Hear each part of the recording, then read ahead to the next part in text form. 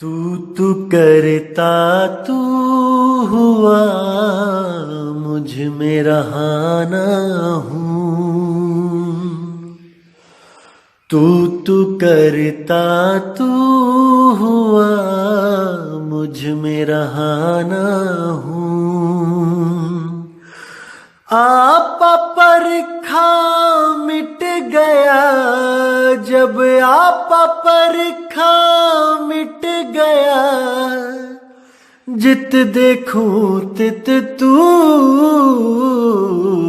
तू तू करता तू हुआ मुझ में रहाना हूँ। प्रिय बंधुओं, तहे दिल से आप सबको नमस्कार, सत श्री अकाल। आज जो मैं आपको ज्ञान जो बताने आया हूँ वो बाबा नानक जी की एक वाणी है जिसको कई संतों ने अपने अपने ग्रंथ में लिखकर उसका मनमाना अर्थ किया है और आप सबको भरमाने में कोई कसर नहीं छोड़ी है। तो आज उस वाणी का सही से अर्थ करेंगे कि आखिर बाबा नानक जी के भाव क्या थे उस वाणी को बोलने में, क्योंकि हम सब शब्दों को पकड़ लेते हैं, भावों को नहीं पकड़ते। दोस्तों, इसी में दिक्कत आ जाती है। तो इन सब वाणियों को हम गहराई से मनन करेंगे और इन्हीं वाणियों से हम सत्य को उजागर करने की पूरी कोशिश करेंगे। और मुझे पूरा यकीन है कि जो मेरे भाई विवेकी हैं एक क्षण नहीं लगाएंगे वो सत्य और असत्य का निर्णय करने में। तो दोस्तों, गुरु ग्रंथ साहब के अंग नंबर 60 पे आपको ये वाणी मिलेगी और आप उसको स्पष्ट रूप से देख सकते हो, समझ सकते हो। क्या कहते हैं नानक साहब? बिन गुरु प्रीत न उपजे हऊ में मैल न जाई। मतलब कि आपकी परमात्मा से प्रीत उपज ही नहीं सकती जब तक आपके जीवन में कोई गुरु ना हो। गुरु की इतना बड़ा महत्व बता दिया है वाणी में कि बिना गुरु के प्रीत न उपजे, उपज ही नहीं सकती। जैसे बिना बीज डाले आपके खेत में कोई फसल नहीं उग सकती, उसी तरह बिना गुरु के आपके अंदर परमात्मा के लिए सच्ची प्रीत उपज ही नहीं सकती। कितना ही जोर लगा लो कि मैं उस परमात्मा से प्रेम करूं, कर ही नहीं सकते। किससे कर लोगे? कोई पत्थरों से कर लोगे, कोई नदियों से कर लोगे, कोई तीर्थों से कर लोगे, लेकिन उस सच्चे शब्द से प्रेम हो ही नहीं सकता, क्योंकि उसके बारे में आपको कोई बता ही नहीं सकता गुरु के सिवा। जब तक वो सतगुरु आपकी जिंदगी में नहीं आ गया, उस निज नाम को प्रेम करना असंभव है। अपना नाम जानना असंभव है। तभी वाणी में कहते हैं, 3 गुणों की भक्ति में भूल पड़े संसार। और कहे कबीर निज नाम बिन कैसे उतरो पार। कि 3 गुणों की भक्ति में, यानी कि ब्रह्मा विष्णु महेश, सतोगुण रजोगुण तमोगुण, इन तीनों की भक्ति में भूल पड़े संसार। जितने भी तीर्थ स्थान आप देखोगे भारत में, या तो इन तीनों देव के हैं या फिर इनके ही भक्तों के हैं। जैसे गोरखनाथ, भैरवनाथ और कई नाथ, बाबा बालकनाथ। तो तीर्थ स्थानों में या तो इन 3 गुणों की पूजा हो रही है या फिर उनकी हो रही है जिन्होंने इन 3 गुणों की पूजा करी, या फिर इन 3 गुणों को पैदा करने वाली जो माया है, शक्तिपीठ, त्रिगुणी माया। जैसे साहिब कहते हैं, माया महा ठगिनी हम जानी, त्रिगुण फांस लिए कर डोले, और बोले माधुरी वाणी, माया महा ठगिनी हम जानी। तो भाई, वाणी पे विचार करना है कि वाणी क्या कहना चाहती है। कहते 3 लोक है देह में, रोम रोम में धाम, और बिन सतगुरु ना पाइए सार शब्द निज नाम। जैसे पिछली वाणी में भी बोला कि 3 गुणों की भक्ति में भूल पड़े वो संसार, कहे कबीर निज नाम बिन। निज नाम क्या है? ये निज नाम, निज नाम होता है जैसे आपकी कोई निजी वस्तु है जिसपे केवल आपका हक है, जिसपे किसी और का नाम नहीं लिख सकता कोई। जैसे आपकी प्रॉपर्टी पे आपका ही नाम लिखा जाएगा, कोई और उस पे अपना नाम नहीं लिख सकता। निजी वस्तु, निजी। इसी तरह आपका निजी नाम जो किसी और का नाम नहीं है, स्वयं आपका निज नाम है, जिसको बाबा नानक कहते कोई नाव ना जाने मेरा। हालांकि पांचवी पातशाही की वाणी है, लेकिन मैं 10 गुरुओं को एक ज्योत मानता हूं। अब ज्योत का देखो, जहां मैं कहता हूं कि ज्योत मानता हूं, वहां का मतलब यह नहीं है कि वो ज्योत स्वरूपी अलख निरंजन मानता हूं। ज्योत का मतलब होता है प्रकाश, जहां पर अज्ञान के अंधेरे को मिटाया जाए, उस स्वरूप को ज्योत कहते हैं। जैसे कबीर साहब ने भी कई जगह बोला है कि ज्योत में ज्योत मिले, तो इसका मतलब यह नहीं कि वो किसी ज्योत के पुजारी हैं। मेरे एक सिख भाई ने पिछली ऑडियो में मुझे कमेंट किया था कि आपने शायद ठीक से समझा नहीं कि कबीर साहब क्या कहना चाहते हैं। कबीर साहब कहते हैं ओ अंकार आद में जाना। इसको जो वाणी को पढ़ के उन्होंने बोला कि इस पेज को पूरा पढ़िए, मैं आपको उसका भी अर्थ बताना चाहूंगा, क्योंकि एक नई ऑडियो बनाने से पूरी उसी पेज पर इतना बताना काफी है कि वो क्या कहना चाह रहे हैं। दोस्तों, मैंने पिछली ऑडियो में आपको बताया था कि वस्तु एक है, उसी के अनंत नाम है। चाहे उस वस्तु को, देखो वस्तु को जानना पड़ेगा पहले। अगर बिना जाने आप नाम पे अटकोगे तब बात नहीं बनेगी। पहले आप वस्तु को जान लो, फिर आप उस वस्तु का कोई भी नाम रख लो, कोई दिक्कत नहीं है। समझो, कबीर साहब कहते हैं ओ अंकार आदि में जाना। तो कुछ लोग, भाई लोग भ्रमित हो जाते हैं कि नहीं, देखो कबीर साहब कह रहे हैं ओ अंकार आदि में जाना, यानी कि आदि में ओ अंकार था। कौन सा? जो किताबों में लिखा हुआ है। दोस्तों, इसको समझना। वो भ्रमित होकर कह देते हैं कि देखो ओ अंकार लिखा है, यानी कि ओ अंकार जो मैं लिख रहा हूं, जो वाणियों में लिखा हुआ है, वही आदि है। नहीं दोस्तों, आगे देखो क्या लिखा है। ओ अंकार आदि में जाना, लिखे और मेटे ताही ना माना। कितना स्पष्ट कह दिया कि अगर उसको लिख के मेटने वाला ओ अंकार कोई समझता है तो मैंने उसको नहीं बोला है। कितना स्पष्ट है। और आगे बोला गया है कि ज्योति में ज्योत समाना, इसका मतलब ये नहीं कि किसी ज्योत में समा जाना है, किसी पतंगे की तरह उस ज्योत में समा के मर जाना है। ज्योत में ज्योत समाने का मतलब होता है आप 2 ज्योत को लगा के देखिए, बिल्कुल साथ में जोड़ के देखिए, आपको पता भी नहीं लगेगा कि ये 2 ज्योत कब एक हो जाएगी। उसमें कोई भेद नहीं कर सकता कि ये 2 ज्योत है कि एक है। ये सांकेतिक ज्ञान बोला गया है, ना कि किसी ज्योत के बारे में बोला गया है कि हमने किसी ज्योत में समा जाना है। जैसे कबीर साहब की वाणी है, तू तू करता तू भया मुझ में रहा ना हूं। फिर क्या कहते हैं, राम कबीरा एक भय है कोई ना सके पछाणी। ये भेद की बातें हैं, ये भाव की बातें हैं। आपने भाव को पकड़ना है। गलती से आप शब्दों को पकड़ रहे हो मेरे भाई, शब्दों को पकड़ रहे हो। जब आप वस्तु को जान जाओगे, चाहे उसको ओंकार कहो, चाहे उसको ब्रह्मा कहो, चाहे उसको विष्णु कहो, चाहे उसको जो मर्जी कहो, लेकिन जानने के बाद जब आप उसको जान जाओगे तो जो मर्जी कहो। जैसे गरीबदास जी ने अपनी वाणी में कई जगह कहा है कि आदि गणेश मनाओ। अब इसका मतलब ये नहीं कि वो गणेश की बात कर रहे हैं जो भोले शंकर और पार्वती के बाद पैदा हुआ है। उन्होंने बोला है आदि गणेश मनाओ। आदि कौन है? आद सच, जुगाद सच, है भी सच, नानक होसी भी सच। उस आदि गणेश को यानी उस परमपिता परमात्मा को ध्याने की बात हो रही है। लेकिन लोग केवल शब्दों को पकड़ लेते हैं कि देखो गणेश लिखा है तो इसका मतलब वो सूंड वाले गणेश की बात कर रहे हैं। दोस्तों उसके आगे आदि भी लिखा है, आपको वो क्यों नहीं दिख रहा है? आदि का मतलब ये सृष्टि भी नहीं थी, कुछ भी नहीं था, ना धरती ना आकाश ना पाताल ना देव ना देवता, कुछ भी नहीं। उस वक्त जो आदि गणेश था उसको मनाने की बात कह रहे हैं।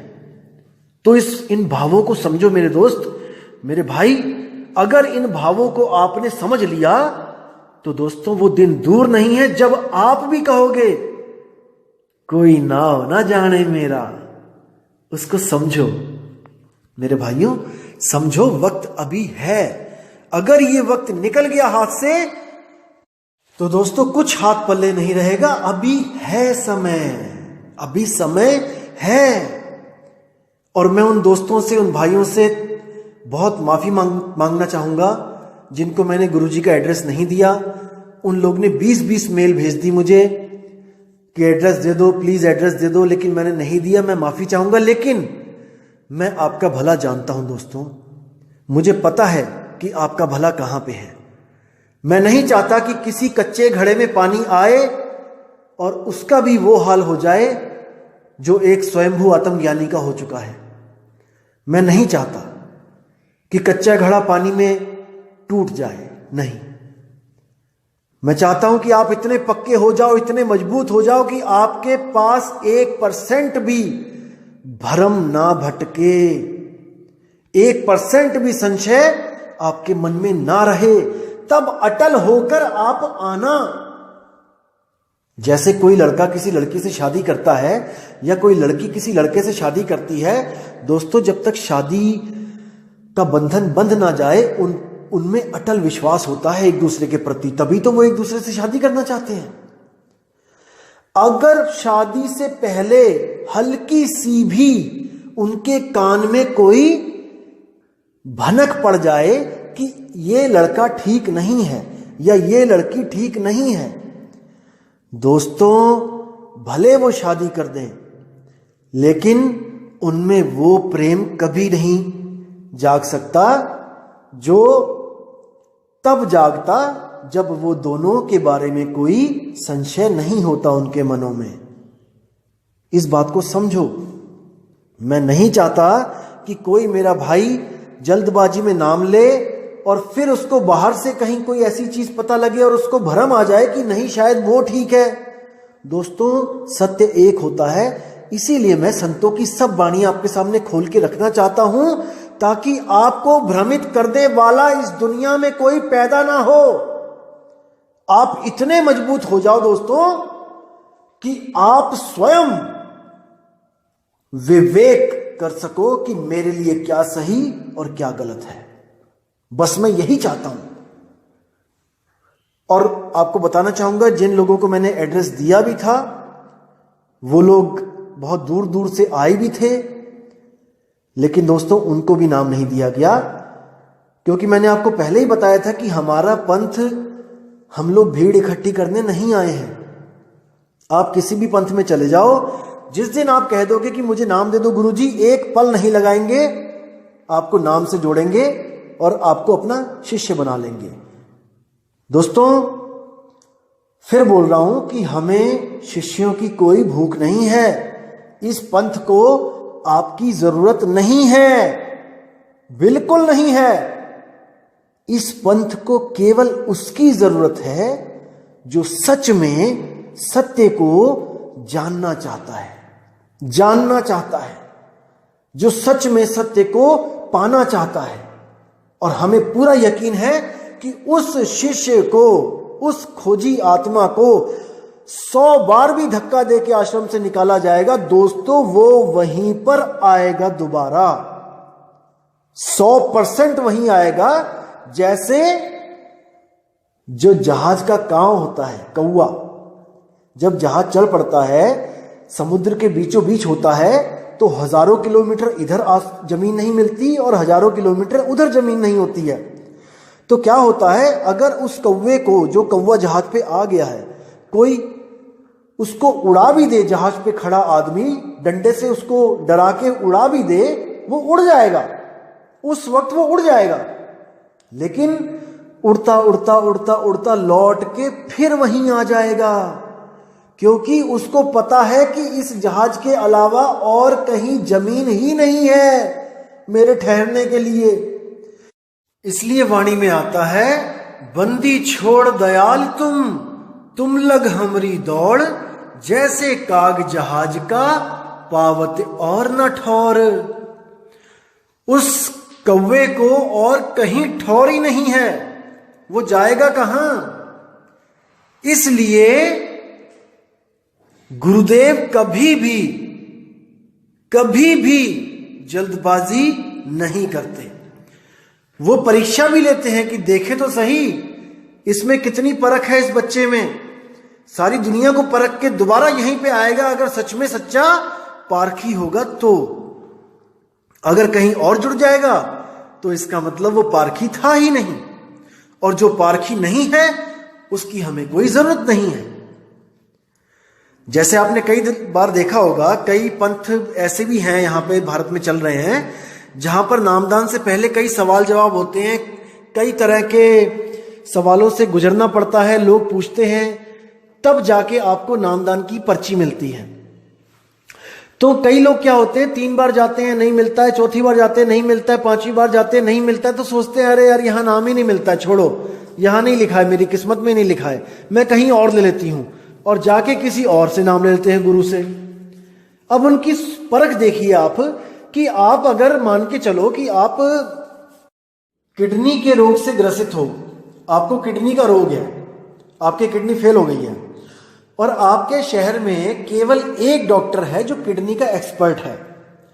अब आप उस डॉक्टर के पास गए और वहां पर बहुत बड़ी भीड़ है, आपने देखा कि इतनी लंबी लाइन, 200 बंदे लगे हैं और मुझे तो बैठे बैठे शाम हो जाएगी, तो आपने उस डॉक्टर को छोड़ के आप किसी नीम हकीम खतराए जान के पास चले गए कि भाई डॉक्टर के पास तो बहुत लंबी लाइन है, मैं कहीं और इलाज करवा लेती हूं, और आप उस झोला छाप डॉक्टर के पास जाके आपने अपना इलाज करवा लिया। दोस्तों, आप जीवित नहीं बचोगे, भले वहां पे देर लग जाए, लेकिन वो एक्सपर्ट है, वो आपको ठीक कर सकता है। लेकिन झोला छाप डॉक्टर के पास एक पल में नंबर आ जाएगा आपका, इसका मतलब ये नहीं कि वो आपको ठीक कर देगा। इसलिए कितना ही समय क्यों ना लग जाए, लेकिन सतगुरु के चरणों में पड़े रहो, सतगुरु को अरदास करते रहो कि मालिक अब जोड़ दो, मेरे मालिक अब जोड़ दो। तो इसी तरह परख होती है जीवों की, मालिक परखते हैं। तो कबीर साहब कह रहे हैं कि कहे कबीर निज नाम बिन कैसे उतरो पार। तुम्हारा जो निज नाम है वही नाम परमात्मा का भी है, इसको पकड़ो मेरे भाई। जो तुम्हारा निज नाम है वही नाम परमात्मा का है, दोनों एक से ही हैं, एक ही हैं, इसको मान के चलो कि वो एक ही है। जैसे आप शीशे के सामने खड़े हुए तो आपने क्या बोला वहां पे कि जो तू सो हम, यानी जैसा तू है, जो दिख रहा है मुझे, जैसा तू है वैसा ही मैं हूं, यानी हम दोनों में कोई भेद नहीं है, दिखने में हम दोनों एक से हैं। जैसे आपको कोई कहता है ना कि अपनी फोटो दो, अपना चित्र दो, इसका मतलब जैसे आप हो बिल्कुल वैसा ही आपका चित्र होगा, जैसे तुम वैसी तुम्हारी फोटो, जो तू सो हम। तो आज सोहम के बारे में आपको मैं बताना चाहता था, क्योंकि इस वाणी में सोहम लिखा है, और सोहम को दिखा दिखा के कुछ अधूरे संत आपको सोहंग मंत्र पकड़ा देते हैं कि देखो बाबा नानक भी सोहंग मंत्र जपते थे। दोस्तों, बिल्कुल गलत है, बिल्कुल गलत है। इसको आप विवेक लगाओगे, 2 सेकंड के अंदर आप दूध और दूध पानी का पानी कर दोगे। मैं पूरा विश्वास करता हूं आप लोग पे कि आपकी बुद्धि अब इतनी चलने लगी है, आपका विवेक इतना जागृत हो चुका है कि आप नीर शीर का निवेड़ा कर सकते हो। अब वाणी देखते हैं आगे क्या कहती है। बिन गुरु प्रीत न उपजे, हव में मैल न जाई। यानी कि बिना गुरु के हमारी हौमे की मैल नहीं जा सकती, दूर नहीं हो सकती, अहंकार कभी खत्म नहीं हो सकता। जैसे हम मंदिर में दर्शन करने भी जाते हैं, कोई बड़ा आदमी जाता है तो अहंकार लेके जाता है, वो लाइन में नहीं लगना चाहता कि मैं किसी आम भगत के पीछे लगूं, वो अपने अहंकार को साथ में लेके जाता है और अपना आई कार्ड दिखाता है कि मैं सीएम हूं, मैं पीएम हूं, मैं डीएम हूं, मुझे अलग से दर्शन, फास्ट दर्शन करा दिए जाएं। तो ये हौमे की मैल कभी नहीं दूर हो सकती दोस्तों बिना गुरु के। तो क्या कहते हैं, सोहम आप पछाणिए शब्द भेद पति आई। कितनी प्यारी वाणी है कि तुम सोहम को मंत्र मत समझो, सोहम आप पछाणिए, यानी कि खुद को सोहम पहचानो कि तुम ही सोहम हो। एक बहन ने कमेंट में बड़ा अच्छा लिखा कि क्या सोहम हम ही हैं। मैंने उसको पढ़ा और मुझे इतनी खुशी हुई कि देखो जागृति, देखो आत्मा की, कितने प्यार से लिखा। उसने पूछा मुझे कि क्या सोहम हम खुद हैं। हाँ मेरी बहन, हम ही सोहम हैं, हम ही सोहम हैं। जैसा तू वैसे हम, जो तू सो हम। समझो, कबीर साहब से पहले सब जितने भी ऋषि मुनि, पीर पैगंबर, ये सब सोहम का जाप करते थे। लेकिन कबीर साहब ने जाप नहीं बोला। कबीर साहब के आने से पहले भी सोहम था यहां पे, लेकिन वो एक मंत्र था, उसको जपा जाता था। जैसे आप शिव सूर्योदय में पढ़ोगे या फिर आप गरुड़ पुराण में पढ़ोगे, इनमें सोहम मंत्र है, लेकिन गुप्त रूप में है, आपको दिखाई नहीं देगा। जब मैं दिखाऊंगा तब दिखेगा। कई लोग कहते हैं ना कि सोहम मंत्र 52 अक्षर वाले किसी ग्रंथ में नहीं है, यानी कि संस्कृत के शब्दों वाले किसी ग्रंथ में नहीं है। दोस्तों मैं दिखाऊंगा, मैं फोटो भी भेजूंगा उसकी, आप उस पर परख करना। वो गुप्त रूप से दिखाया गया है उसमें, लेकिन उसको उजागर जरूर करूंगा मैं, और आप समझ जाओगे कि वो क्या चीज है। सोहम ही है। तो क्या कहते हैं, कबीर साहब कहते हैं कि सोहम जपो नहीं भाई, सोहम तुम खुद हो। तो साहिब कहते हैं सोहम शब्द हम जग में ले आए, और सार शब्द हमने गुप्त छुपाए। यानी कि सोहम शब्द हम जग में ले आए, यानी कि आत्मा का ज्ञान मैं जग में लेके आया हूं। नहीं तो बड़े से बड़ा देव भी ओमकार का जाप कर रहा था, बड़े से बड़ा भगवान किसी ना किसी मंत्र का जाप कर रहा था। लेकिन सोहम शब्द हम जग में ले आए, ये आत्मा का ज्ञान मैं इस जग में लेके आया हूं, नहीं तो कोई भी आत्म ज्ञान को प्राप्त नहीं हो सकता। ये मैं ही हूं जो सब संतों को गुरु रूप में मिलता हूं और उनको उनका ही नाम दे देता हूं। दादू जी को मिले, गरीबदास जी को मिले, धर्मदास जी को मिले। धर्मदास तो 100 साल के बाद पैदा हुए, जब कबीर साहब यहां से जा चुके थे। गरीबदास जी देखो कब पैदा हुए हैं, और कबीर साहब कब गए हैं। 1.5, 2 साल, 3 साल, 300 साल का फर्क है।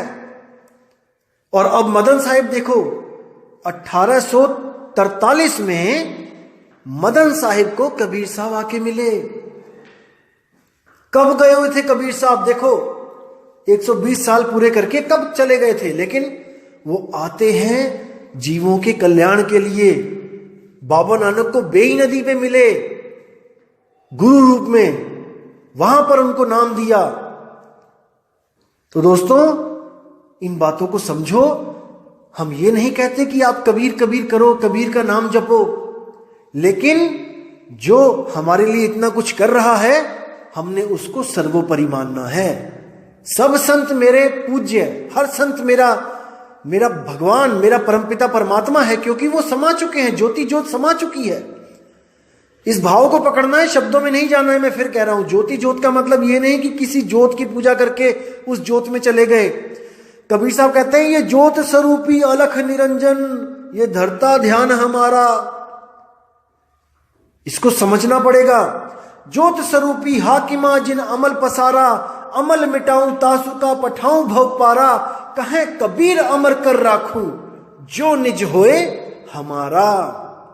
जो इस ज्योत को त्याग दे और हमारी प्रतीत कर ले, उसको मैं भव सागर से पार कर देता हूं, और उसका स्वरूप बिल्कुल वैसा हो जाता है जैसा परमपिता परमात्मा का होता है। अब उनमें कोई पहचान नहीं सकता। जैसे कहते हैं, अब तो जाए चढ़े सिंहासन, मिले हैं सारंग पाणी, और राम कबीरा एक भय हैं, कोई न सके पछाणी। अब वो दो नहीं रह जाते हैं, अब वो एक हो जाते हैं। तो क्या कहते हैं वाणी में आगे, सो हम आप पछाणिए सबद भेद पति आए। यानी उस गुरु से भेद प्राप्त करके उसको पतियाए, उससे प्रेम करे। गुरु ने जो भेद बताया है शब्द का, उसे प्रेम करे। वो आप स्वयं हो, वो आपका अपना नाम है।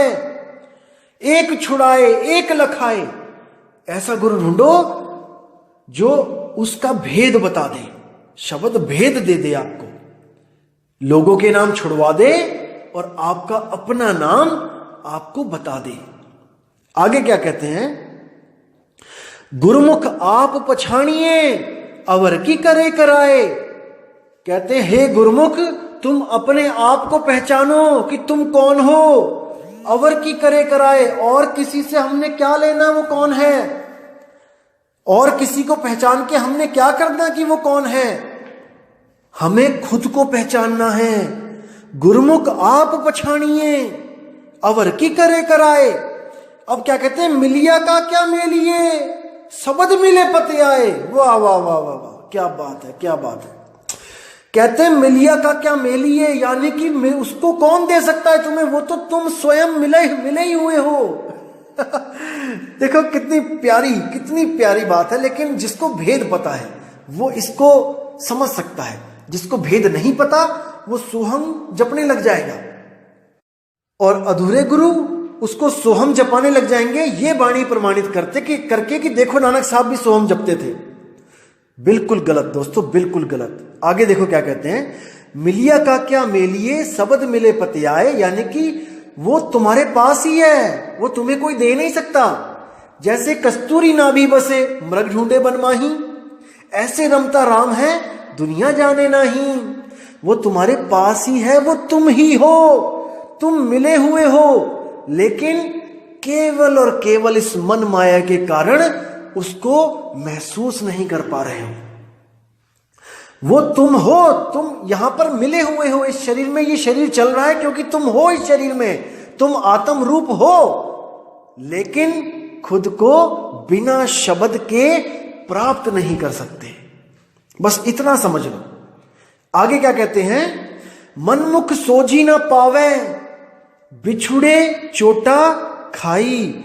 मनमुख इन बातों को नहीं समझ सकता और वो बिछड़ के चोटा खाएगा, यानी जन्म मरण में भ्रमित हो जाएगा, मां के गर्भ में चला जाएगा, अपने असली घर नहीं जा पाएगा। नानक दर घर एक है और न दूजा जाई। अब देखो साफ बोल दिया कि नानक दर घर एक है, यानी कि जो इस शब्द को प्राप्त कर लेता है वो उसी एक घर में चला जाता है, जो घर सबके पास है। सबके पास है, कहीं जाना नहीं है, कहीं सतलोक अलखलोक अगमलोक नहीं जाना है। एक घर को छोड़ के दूसरा घर को छोड़ के तीसरा घर, वो सबके पास है। उसी शब्द में सुरती को समाना है और वही शब्द गुरु उसका असली घर है। अब कई लोग मुझे कहते हैं कि आप बोलते हो कि सतनाम स्थान है जहां पे सुरती समाएगी और सतनाम ही परमात्मा है, जैसे दिल्ली एक स्थान भी है, दिल्ली एक परमात्मा यानी एक इंसान भी है, ऐसा कैसे हो सकता है, कई लोग कहते हैं। दोस्तों आपको बताना चाहूंगा, जो मां है, मां का उदाहरण दूंगा, जो मां है वो एक इंसान है, लेकिन मां की गोद एक स्थान है। समझो मेरे भाई, मां एक इंसान है और मां की गोद एक स्थान है। जब बच्चा वो गोद में रखती है तो उसको पूछा जाता है कि बच्चा कहां पे रहता है, कहां पे है इस वक्त, कहां पे बैठा है, तो मां की गोद में बैठा है। दोस्तों बैठा तो स्थान पे ही जाता है ना, लेकिन स्थान होते हुए भी वो मां है, वो इंसान है। इसी तरह शब्द वो परमात्मा भी है, वो स्थान भी है जहां पे श्रुति को जाके ठहरना है। गहराई से समझो, समझ में आएगी ये बात दोस्तों, आएगी। इतने विवेकी आप हो चुके हो कि इस बात को आप समझ सकते हो। तो दोस्तों ये जो शब्द था ये बहुत जरूरी था बताना आपको, क्योंकि कई लोग भ्रमित हो चुके हैं और मुझे मेल्स भी आती हैं कि देखो संतों की वाणियों में सोहम लिखा है और आप कहते हो कि सोहम नहीं जपना है। दोस्तों सोहम नहीं जपना है।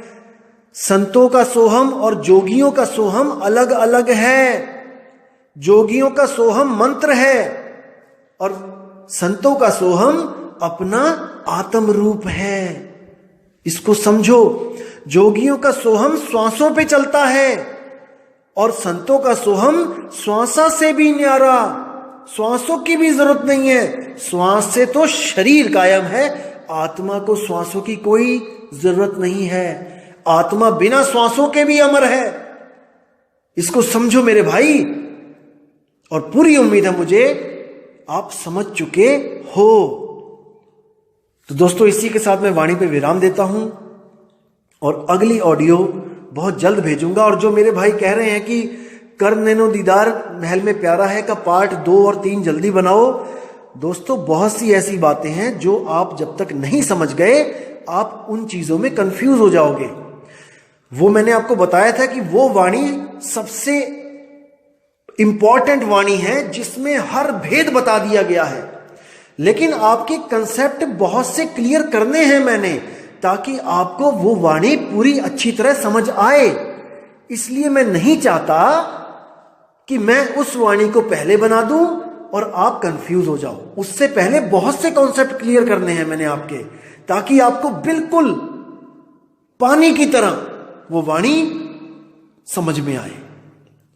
तो दोस्तों आपसे मैं अब विदा चाहूंगा और मालिक से अरदास करूंगा कि आपके विवेक में बढ़ोतरी करता ही जाए, करता ही जाए, और आप सत्य की तरफ बढ़ते जाओ, बढ़ते जाओ। बस यही मेरे दिल की अरदास है कि हर मेरे भाई को सत्य से रूबरू मेरा मालिक जल्दी करवाए, ताकि आप सबका जन्म मरण जीते जी खत्म हो जाए। जीते जी, मरने के बाद नहीं दोस्तों, जीते जी पाना है उसको, तभी तो आप गवाही दोगे कि हां मैं मुक्त हूं।